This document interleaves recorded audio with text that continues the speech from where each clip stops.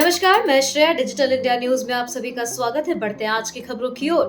ममता सरकार को supreme court से झटका। 15 जनवरी 2026 को सुप्रीम कोर्ट ने प्रवर्तन निदेशालय के खिलाफ एफआईआर पर रोक लगा दी है।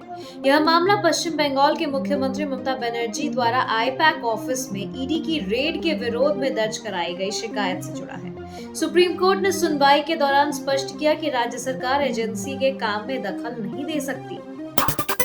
ईरान में फंसे भारतीय नागरिकों को निकालेगी सरकार। ईरान में पिछले 15 दिनों से जारी हिंसा और विरोध प्रदर्शनों के चलते स्थिति बेहद ही भयावह हो गई है। भारत सरकार ईरान में फंसे नागरिकों को निकालने की तैयारी कर रही। सूत्रों के मुताबिक भारत सरकार ने नागरिकों को वापस लाने के लिए शुक्रवार से अभियान शुरू कर सकती है। सूत्रों के अनुसार विदेश मंत्रालय ईरान में मौजूद अस्थिर स्थिति को बारीकी से निगरानी कर रहा है और उन भारतीय नागरिकों की घर वापसी की सुविधा प्रदान करने के लिए व्यापक तैयारियां कर रहा है।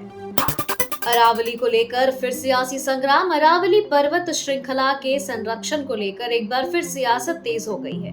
केंद्रीय पर्यावरण मंत्री भूपेंद्र यादव के हालिया बयान के बाद कांग्रेस ने मोदी सरकार पर तीखा हमला बोलते हुए इसे जनता को गुमराह करने वाला करार दिया।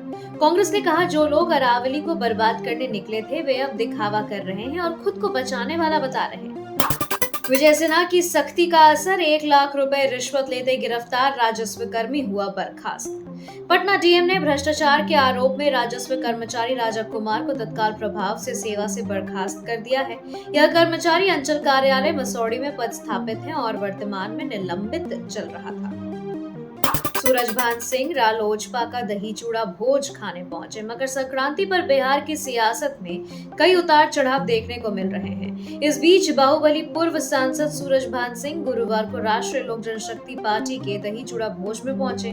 पूर्व केंद्रीय मंत्री एवं रालोजपा चीफ पशुपति कुमार पारस ने उनकी पार्टी में वापसी के संकेत भी दे दिए। पारस और सूरजभान की यह मुलाकात सियासी गलियारों में चर्चा का विषय बन गई है। सूरजभान बोले भोज खाने आया, पारस बोले वापसी कर गए हैं। मकर संक्रांति पर रालोजपा का दही चूड़ा भोज खाने पहुंचे सूरजभान ने गुरुवार को एक चैनल से बातचीत में कहा कि यह उनका घर है। हालांकि पार्टी में वापसी के सवाल पर उन्होंने कहा कि वह अभी सिर्फ भोज खाने आए हैं। दूसरी ओर उनके बगल में बैठे रालोजपा प्रमुख पशुपति पारस ने यह सवाल पूछा गया तो उन्होंने कहा कि सूरजभान वापसी कर गए हैं, यह भविष्य के में साथ नजर आएंगे। भगवान सिंह कुशवाहा का दावा। 3 विधायक बागी। जेडीयू में स्वागत। उपेंद्र कुशवाहा की पार्टी राष्ट्रीय लोक मोर्चा यानी आरएलएम को लेकर नीतीश कुमार की पार्टी जेडीयू के नेता भगवंत सिंह कुशवाहा ने बुरी भविष्यवाणी की है। उन्होंने कहा कि खरमास बाद उनकी पार्टी में टूट हो सकती है। उनके 3 विधायक बागी हो गए हैं। भगवान सिंह ने यह भी कहा कि अगर वे जेडीयू में आकर नीतीश कुमार के साथ काम करना चाहते हैं तो स्वागत किया जाएगा। तेज प्रताप के भोज में क्यों नहीं गए तेजस्वी। राजद एमपी सुधाकर सिंह ने दी सफाई। अपने भाई तेज प्रताप यादव की मकर संक्रांति की खुशी में तेजस्वी यादव शामिल नहीं हुए। तेज प्रताप ने घर जाकर उन्हें न्योता दिया और गले भी लगाया। न्योता देने और भतीजे को गोद में लेकर फोटो भी शेयर किया।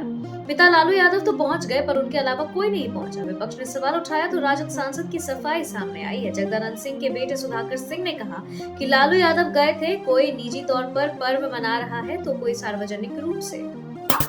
खाली मियां मियां करने से दुकान नहीं चलेगी। गिरिराज सिंह पर फिर भड़क गए पप्पू यादव। बिहार के पूर्णिया से सांसद पप्पू यादव और केंद्रीय मंत्री गिरिराज सिंह का झगड़ा बढ़ता जा रहा है। पप्पू यादव ने अब गिरिराज सिंह पर सांप्रदायिक राजनीति करने का आरोप लगाया। उन्होंने केंद्रीय मंत्री पर निशाना साधते हुए कहा कि खाली मियां मियां करने और उन्हें मुसलमानों को गरियाने से दुकान नहीं चलेगा। पप्पू यादव ने गिरिराज को चुनौती देते हुए कहा कि जहानाबाद की छात्रा की मौत के मामले की सीबीआई जांच करवाइए। लापता बच्चों से मिलने पर भावुक हुए सीएम हेमंत सोरेन ने लिखा।